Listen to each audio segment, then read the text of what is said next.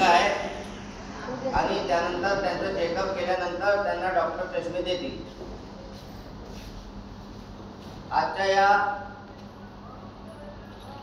आपल्या सर्वांचा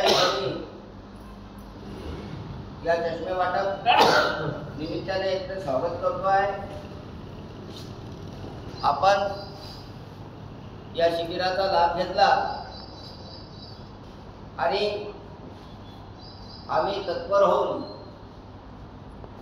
आपल्या सर्वांना सांगितल्याप्रमाणे बऱ्याच लोकांचे आपण मोतियाबिंदूच्या शस्त्रक्रियेचे ऑपरेशन केले आणि जवळपास इथून 348 लोकांचे चष्मे आपल्याला द्यायचे होते. त्यांचे सर्वांचे चष्मे इथं आलेले आहेत. तसेच आज पाटण निघते जवळपास 400 लोकांचे चष्मे आलेले आहेत. पाटणलाही आज चष्मे वितरण आहे. तर आज इथं आता एक एक व्यक्तीचं नाव घेईल. त्या व्यक्तीनं इथं समोर येऊन आपला चष्मा घ्यायचा आहे. जर तुमचा संबंधित कोणी असेल तर त्याला तुम्ही देऊ शकता, पण तुम्हाला तुमचं नाव आणि मोबाईल नंबर इथं नोंदवा लागेल. त्या सर्व गोष्टीची काळजी घ्यायची. कुठलेही गोंधळ गडबड करायची आवश्यकता नाही. सर्वांचे चष्मे आलेले आहेत.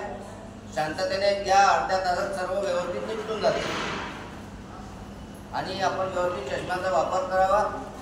काळजीपूर्वक त्याला ठेवायचं. त्याच्यावर क्रॅचेस वगैरे या काय पाहिजे इकडे तिकडे ठेवायचं नाही आणि व्यवस्थित आपल्या डोळ्याची काळजी घ्या.